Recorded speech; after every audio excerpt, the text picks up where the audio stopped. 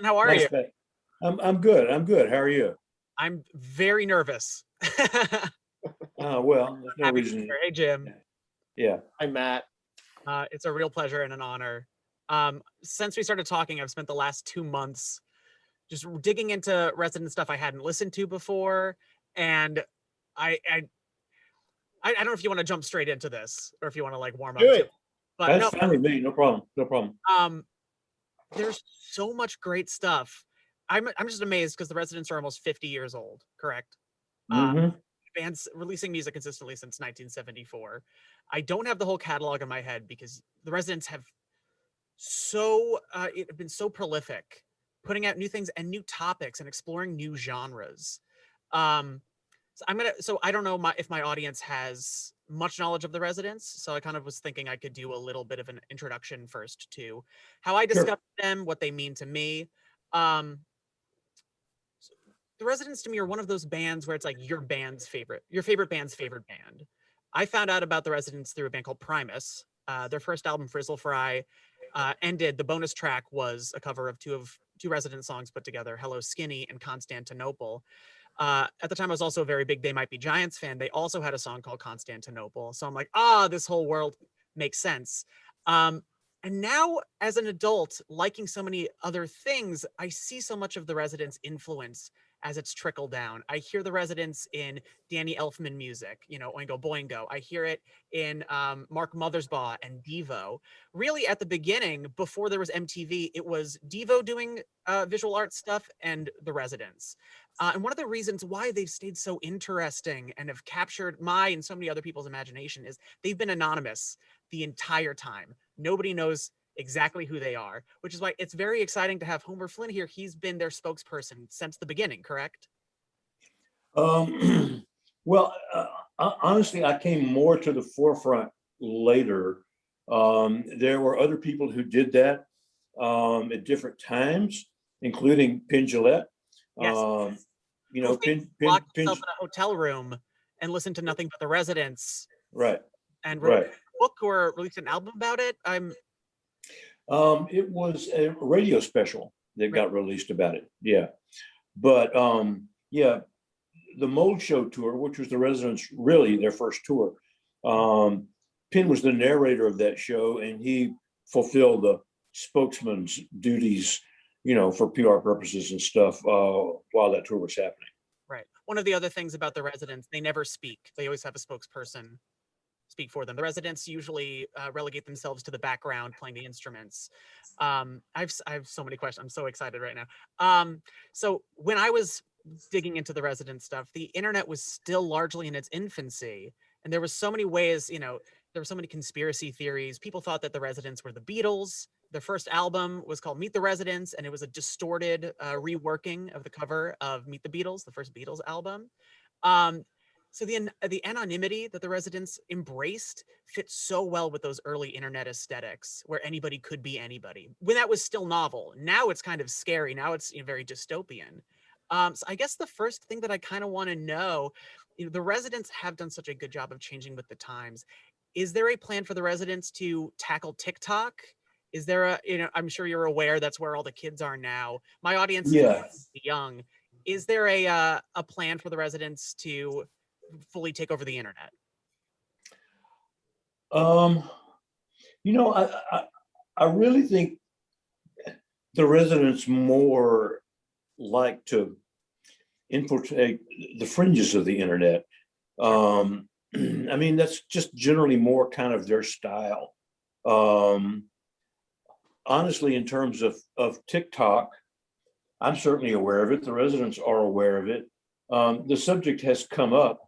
Um, you know, I don't really know that nobody's ever come up with an idea that they felt like would properly embrace or exploit that medium.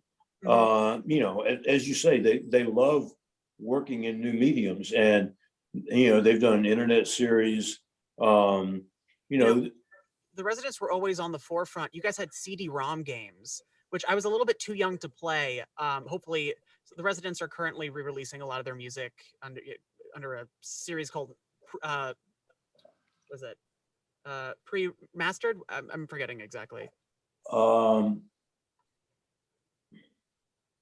Preserved. yeah, cherry red. I'm spacing it out now myself. Um, but yeah, it's re-releasing all of the old albums. Um, in kind of deluxe, really beautifully packaged sets. And also, too, there is an abundance of material that had never really been come to light, in terms of alternate tracks or alternate mixes or things that got left off of albums. And so all that material is really fleshing out these multi-disc sets of re-releases. Sure. Now, just to jump back to TikTok, I don't know if you consider. So, I guess I'm kind of explaining this to the audience. Like I said earlier, the Residents tackled so many different genres. I don't know if you're aware of this. When I was preparing this, I was trying to look at the Residents through the lens of somebody who might not have ever heard of them before. So I was looking up what videos came up on YouTube and what came up on Spotify first.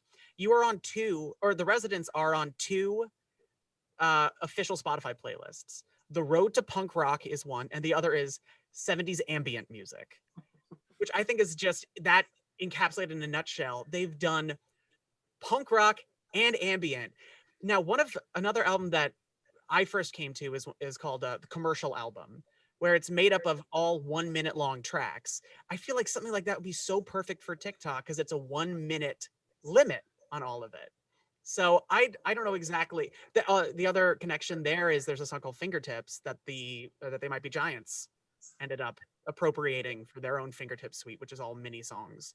So, I guess I always saw the Residents, and sorry if I'm talking too much, but I always saw the Residents as like precursive social media celebrities.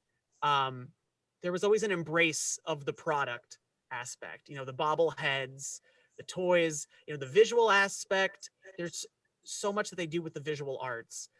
Does that all come from Beatlemania, or what was like the trickle down deciding? What was the conversation where the Residents were like, we gotta lean into this? Well, I mean, it comes from a couple of different places, but one thing was that the Residents always felt that the visual side of their output was just as important as the musical side. And so the album covers obviously are important to them, but that's why they embraced music video early on. They were working in their Violence Fats, underground movie in the early 70s. And I think the reason why they probably aren't better known, publicly in that way, it really comes down a lot to the way the culture has developed and the technology has developed. And they were right on the forefront of every new development in terms of recording technology, at least in terms of, what would be seen as, home recording equipment. They started out with a 2-track that you could record the 2 tracks separately. So you could record one, you could record the other, you could mix them together. Then you could record another one, and you could mix that. And so that was part of their very unique sound in the beginning. Then they had the first 4-track, which was 2 pairs of stereo. Then they had the first discrete 4-track, the first 8-track, first 16-track. When all these things became available on more of a home recording level. Now, had visual technology reached the point where it is now, or where it reached it several years ago, had that happened a lot earlier, well, then they would have been doing even more stuff. But as it was, it really wasn't nearly as financially feasible. I mean, the Residents don't make a lot of money. It wasn't as financially feasible to pursue feature films, for instance, as it was to do albums. Was The Census Taker a Residents film, or just one that the Residents did the music for? It's just something they did the music for. Okay. I have a question. I have a question. Did the residents, you mentioned home recording, and just knowing about the San Francisco world, and it seems like they've been Bay Area forever. Have they recorded in studios in the Bay Area, or has it always been strictly at home? They have recorded in studios a little bit, but not very much. Their King and I album was recorded at a studio called Different Fur. Yeah. Okay. And the reality was that they had a budget for that they didn't have for most of their stuff, and they thought it would be interesting to try out studio. The other thing is that I don't know if we talked about it or not, but they just did this Duckstab re-recording for the Night Flight's 40th anniversary. I watched, and that was all done at a really, really nice studio in Oakland, 25th Street studio in Oakland. And they really enjoyed that too. I mean, it was just nice to be able to get in there and have other people think about things and them just concentrate on their stuff.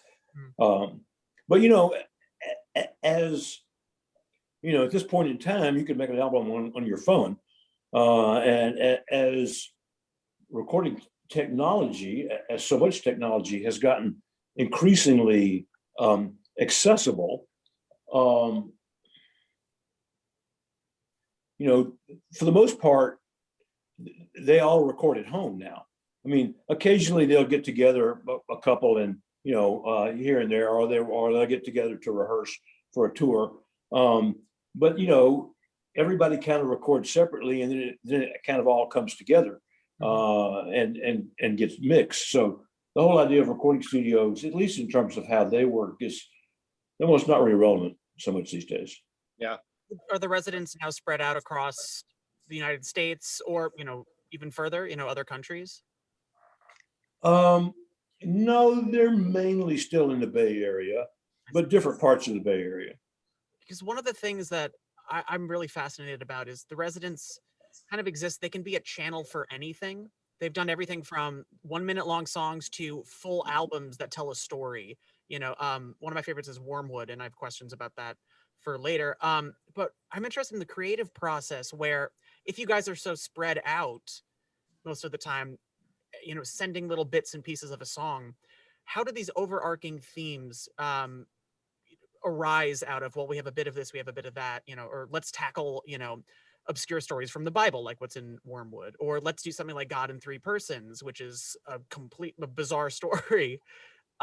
Is that more difficult now that everybody's spaced out, or not recording in the same? Well, it's probably more difficult in some ways, but less difficult in others. Communication at this point is, once again, so incredibly easy that you can carry on conversations that just kind of leapfrog around, in ways that weren't possible before. But then on the other hand, there's no there's no substitute for having 2 people or 3 people or 4 people together in the same place. But a lot of that stuff now happens more when they're on tour. And there's really a lot of back and forth, a lot of time to kill on the bus, Yeah, that makes sense. Another thing, and I don't exactly know how to phrase this question. From the very beginning, the first song on Meet the Residents is a cover of Boots. These boots are made for walking. Once again, I was looking on Spotify. They show you the top 5 streamed songs by an artist. 2 of the songs are cover tracks. There's the cover of Kalijah, and This Is a Man's World. One thing that I find fascinating, the Residents almost approach rock music as folk music. I know cover songs were a thing before, but by taking a song and changing it and making it into something new. One of the things about Kalijah, it's a Hank Williams song, but the Residents famously took the bass line and drum part from Billie Jean, the Michael Jackson song, and built around it. I don't know if you're familiar, there's a play called Mr. Burns. It's called the Post-Electric Play. I won't bore you with the details. It takes place post-apocalypse. There's people sitting around a campfire talking about an episode of The Simpsons. Then it flashes forward 20 years where they're performing this episode as if it's kabuki. Or no theater. And I realized I love this play, and I realized that post-apocalypse, we're not going to be telling, stories, like old ancient Greek ones. We're going to be talking about TV shows that we used to watch, as if that was our folklore. The Residents, one of the other things that I love, back in 1991, you guys released Cube E. 1990, right? Correct? What was that? Cube E. The QB, yeah. QB, I think, was 89 and 90. Right. So those are right around the years that punk broke. And here are the Residents doing Cube E, which is a recreation or a retelling of old, prairie cowboy songs. And watching the concert film, it takes, the Residents are wearing old cowboy outfits. Their faces are all aglow, and it really eerily echoes No theater and kabuki theater. What I'm interested in is, has there been conversations about not just looking forward? I know you're very on top of new technology, but also looking back and being like, I grew up listening to, Kalijah. Let's bring this into a new generation. What is the Residents ethos on, well, we should take this, another great, the Residents cover Teddy Bear, Elvis Presley song. If my question makes any sense, were there conversations like, or were the Residents aware that by recontextualizing past songs, you guys were creating a whole new future? I don't think that they approached it in that way. I mean, ultimately, as you say, they love finding and exploiting different forms, and the whole idea of going back to this really old folk material and in a way trying to be faithful to it, but in a way trying to update it. I mean, that was just a really interesting challenge to them. I don't, also too, though, it's like the QB show, it was, the subtext of that was, the history of American music in 3 easy pieces. And so, the equation was that cowboy plus black equals Elvis. And it's about as simple and obvious but accurate of an equation as you could come up with. So when they started out with the idea of wanting to redo Elvis songs, which was the King and I album, the one that they recorded at Different Fur. But then as they started to develop that towards a tour and live performance, they wanted that to be the end product, but they had to figure out, okay, how are we going to contextualize that? And that's where they came up with both the Buckaroo Blues material and the Blackberry material, and as precursors that ultimately led to Elvis. For anybody who hasn't checked out QB, I would recommend starting there if you're new to the Residents catalog, because it's sometimes whenever I play Residents music for people, I usually reach for Duckstab and Buster Glenn just because it has the most well-known songs. But QB there's something very sweet about it. So, some of the numbers are disturbing, but there's something innocent, and once again, it's Elvis songs and old prairie songs. So I find that to be one of the more approachable and, dare I say, beautiful moments in the Residents catalog. The Cherry Red box, they've done a box set on it, and they did a really, really fantastic job with that. It's really nice piece, nice set. Nice. Another thing so you guys are going to go back on tour doing Dog Stab, which is Duck Stab and I'm forgetting the name of the most recent Me- album. Metal Meat and Bone. Metal Meat and Bone, which is an incredible album. I have so many questions about that. But prior to that, you guys had revealed your God in Three Persons, like at the MoMA where you had a dancer performing with you guys. Am I correct in that? Yeah, yeah, Is yeah. that also potentially seeing a tour? Because just the little clips that are on YouTube, uh, it's so graceful. One of the things that I keep coming back to when I watch, so I'm an actor and I've studied certain moving techniques, done things like viewpoints, and when I watch The Residents, there is some artful movement. I guess when you remove, facial features, everybody's wearing a mask in The Residents. The way you carry yourself as a character on stage means so much. Are the residents trained in dance or in movement, or was there a discipline that was approached and studied by members of the residents? No, there's no dance training in the residents, although the residents really like working with dancers, and you can go back to the Mole Show tour, the very first tour, and um, they had several dancers involved in that.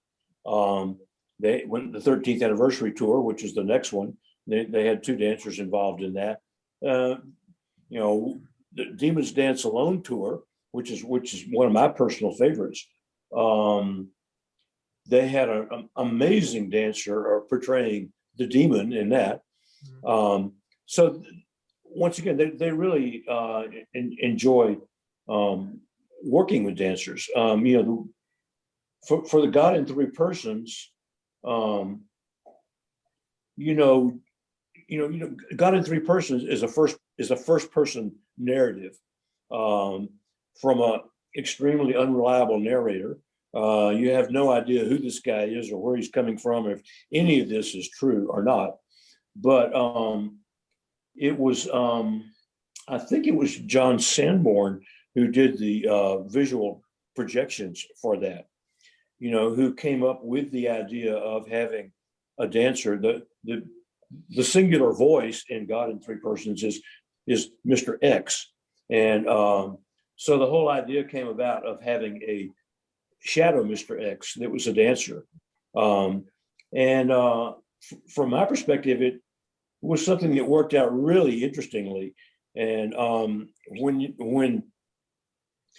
when Mr. X, the resident playing Mr. X and the dancer would be getting into costume, and then they both wore these identical masks that are, basically like half masks. You don't see, their top of their head is all covered. It's like a ball mask, and then and all you really see is the mouth.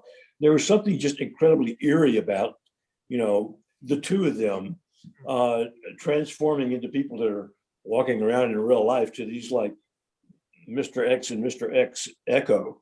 It was just, I don't know, something very charming about it to me. I so hope that you guys do it more, even come to LA and do it, because that, I think, God in Three Persons is one of my favorite residence projects.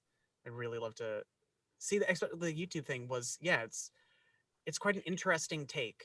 I'm more of an auditory person. I usually have music on in the background, but watching the residence clips of that on YouTube, I was like, oh, I love that they're embracing a different medium, or embracing dance and incorporating that into this. Yeah, I mean it's much closer to theater really than Yes. concert. Yes.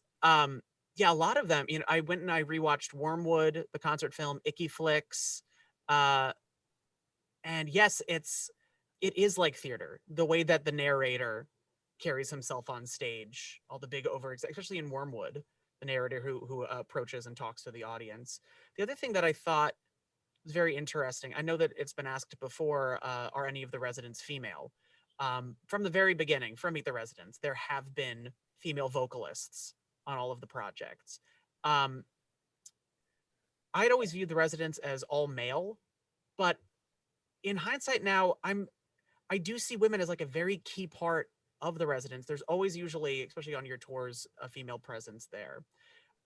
Is the removal of any discernible features, facial features, and wearing large oversized uh, suit, was that like a decision to be as gender neutral as possible?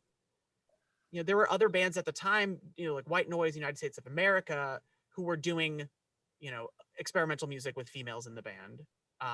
Was there what's the exact? Is there an approach that the residents took to like?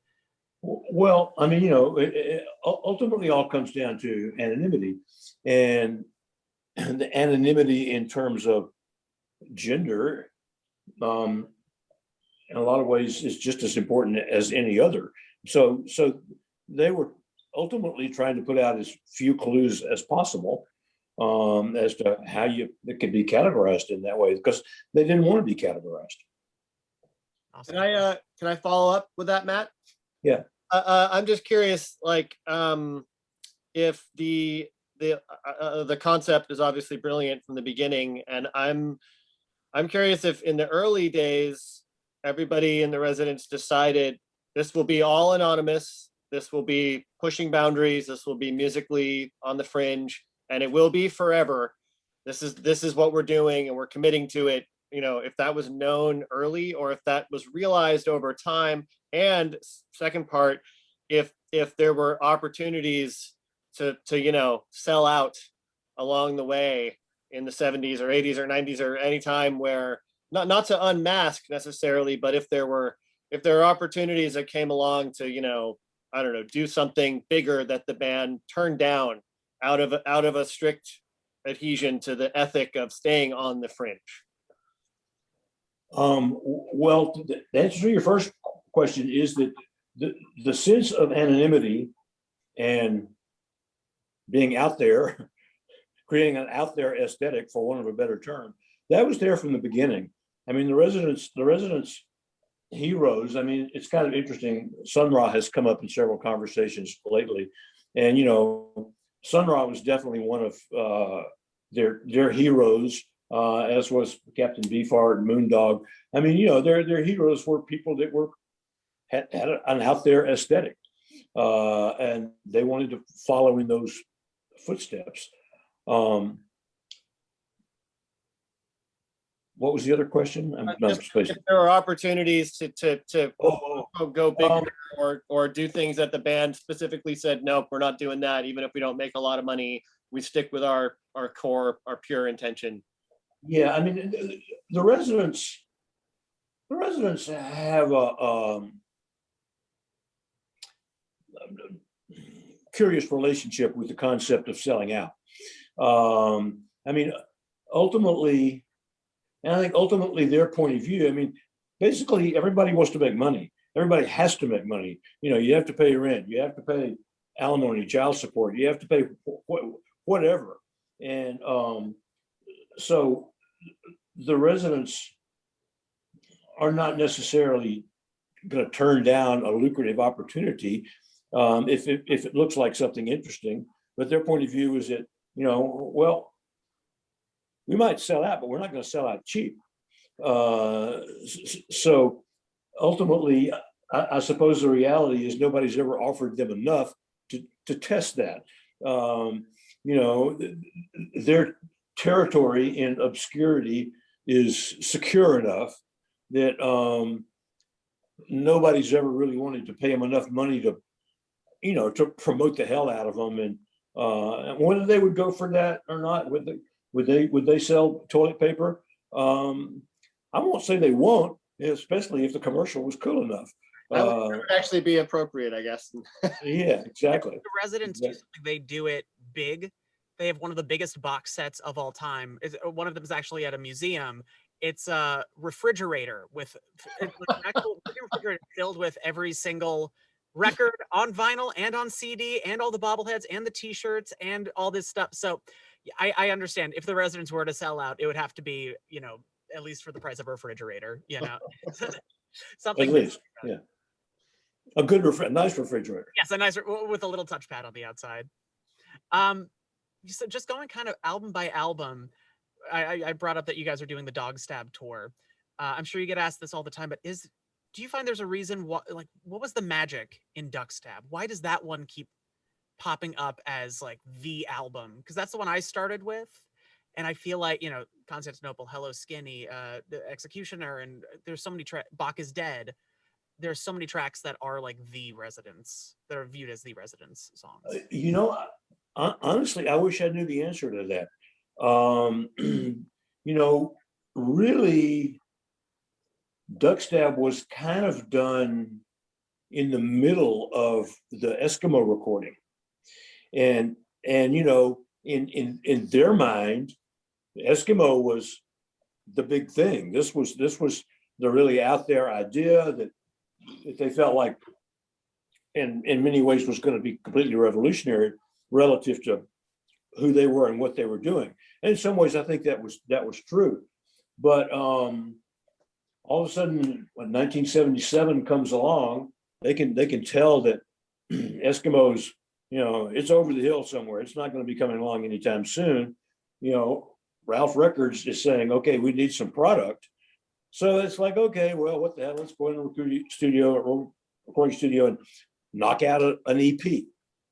And you know, they had some tracks that they'd been working on, and ultimately it was done, you know, very kind of low key and casually. Maybe that's its charm. I mean, it was never seen as being important. It was just seen really more as kind of a stopgap in a way. And then I think the timing on it was perfect. You know, the original was a 7-inch EP. And, you know, they sold 20,000 of those things like that, you know, at a time when, you know, independently, that was a pretty big number. And so ultimately, Ralph Records did not want to continue with an EP as being the, you know, EPs were trendy for a while, but they don't really have shelf life. So it's like the idea came to, okay, how can this be made into an LP? And that's when the Buster and Glenn idea came up. Okay, take that same attitude and record another EP's worth of material, put those two EPs back to back on an LP, and it becomes Duckstab, Buster and Glenn. But then over time, Duckstab is what had the allure. And so what is now marketed as Duckstab, originally, as you said, it was Duckstab, Buster and Glenn. Buster and Glenn has kind of faded into the background. It's all Duckstab. Mm-hmm. You also brought up Eskimo, which is one of those albums that constantly confounds me. You know, I mentioned that it's on the ambient playlist on Spotify, which I can't imagine. It's towards the end of the playlist because I can't imagine somebody being like, you're listening to nice, quiet, you know, Brian Eno, and then getting assaulted with walrus noises and everything. But that one also has such a great shelf life because the album cover itself is beautiful. It's the classic image of, I think I saved it. I could probably bring it up. It's the classic image of all of, you know, the four Residents all together. I'll put it as yeah, and kind of a pseudo Arctic landscape. Yeah. But and so you say Eskimo was at the time not viewed as a success, or? No, actually, it was viewed as a success. You know, the Residents were selling more product, you know, physical product at that time, probably any other time in their career. I think Eskimo, original pressing on Eskimo was something like 20,000. I think they drop shipped 10,000 straight from the factory, which those were impressive numbers in 1979. One of the questions you mentioned, you know, these things, successes, not successes. The only time I ever really got to see I've only seen the Residents once. It was a very weird time. I was in Japan. They performed at the Blue Note in Tokyo during, I believe it was the In Between Dreams tour. The audience, you know, I was thinking about successes. The audience, I don't know if it was just a Japanese thing. They were stunned. I don't think they knew what was going on. Have the Residents had bad shows, or is it just because sometimes it can be such like a sonic assault of stuff? And also, have you noticed, or have the residents noticed a change in the audience over time? Does the audience, you know, get younger? Are there young people coming to residence shows now, or where exactly do the residents stand? Well, we always used to say that the typical residence fan was the kind of disenchanted or estranged guy in every small town in the world. And but I think maybe that was more true 30 years ago, 40 years ago. There are actually a lot of young people that are coming to resident shows these days. And you know, everybody kind of looks at each other and goes, "Where? How'd they find out? How'd they get here?" But there does seem to be, there's something that the residents do in terms of their kind of blatant lack of or unwillingness to play the kind of commercial game. They have staked out, solidly staked out this alternative territory. And there's always a certain segment of the culture, it's not mainstream for sure, that find that appealing. Somebody that is willing to kind of go against the grain. And once again, I hate to use the word sell out, but not pander, I'll put it that way, to mass market tastes. There was a point when alternative culture was, very in, like around the late 80s or 90s or something like that. And the residents had a certain sense of popularity around that time. But at the same time, it's like for so many people, it seemed like the alternative culture was just a stepping stone towards the mass market, as opposed to a genuine statement of aesthetic values. I think that it's that not selling out, but also the alternative of it all that is appealing to a lot of people, and the residents have a sizable audience of fans who are well known. Penn Jillette obviously worked with the residents. Mark Mothersbaugh has done artwork for. There was a book that was released. Have the residents ever been floored when they've heard like, oh my gosh, this person, like Barbara Streisand is a fan of the residents? The commercial album has John Travolta and Barbara Streisand on. Were the residents ever approached by somebody where even the residents were like, oh my God? Or, I mean, you mentioned they like, Moondog, who I love, but I don't know. I'm sure he was long dead, before the residents put out anything. Well, no, actually he didn't, he didn't die, I think, until the 90s. Oh, I thought he died in the 50s or 60s. No. Actually, he moved to Germany, and he lived in Germany, I think, for the last 15 or 20 years of his life. The last album that he put out, or at least the last one that I know of, which I think is beautiful and spectacular, came out on Atlantic. And it's just beautifully orchestrated and performed. I'm spacing out the name of it right now, but yeah, he put out quite a few small independent label stuff. In Germany, at least into the 80s. I mean, he lived to his 80s, and it was either, I don't know, late 80s or early 90s, something like that. Wild. Like, I have the album, his first album, on vinyl, and I mean, he's a Viking king. But Yeah. we see pictures. He's, we have people who dress up like Jesus and walk around Hollywood Boulevard and stuff. And Yeah. that's a Moondog, right? No, that's the one that's the Columbia one. Yes, correct. It just says Moondog, I think. Yeah, that's a great album. Yeah. What was there an artist that was like, Resident? I love the Residents, and you're like, oh man, President Barack Obama likes the Residents. Well, I guess the best story I can tell in that regard. There is a guy who has performed with the Residents off and on quite a bit. And I don't really remember now what the circumstances were, but he was in Dick Clark's office. And what should he see on the wall in Dick Clark's office but the cover to the Third Reich and Roll? Because it's Dick Clark's head on. Yeah, on Hitler's body. Yeah, right. Exactly. It's funny because now we're living in an age where Nazis are back in the news. Unfortunately, yeah.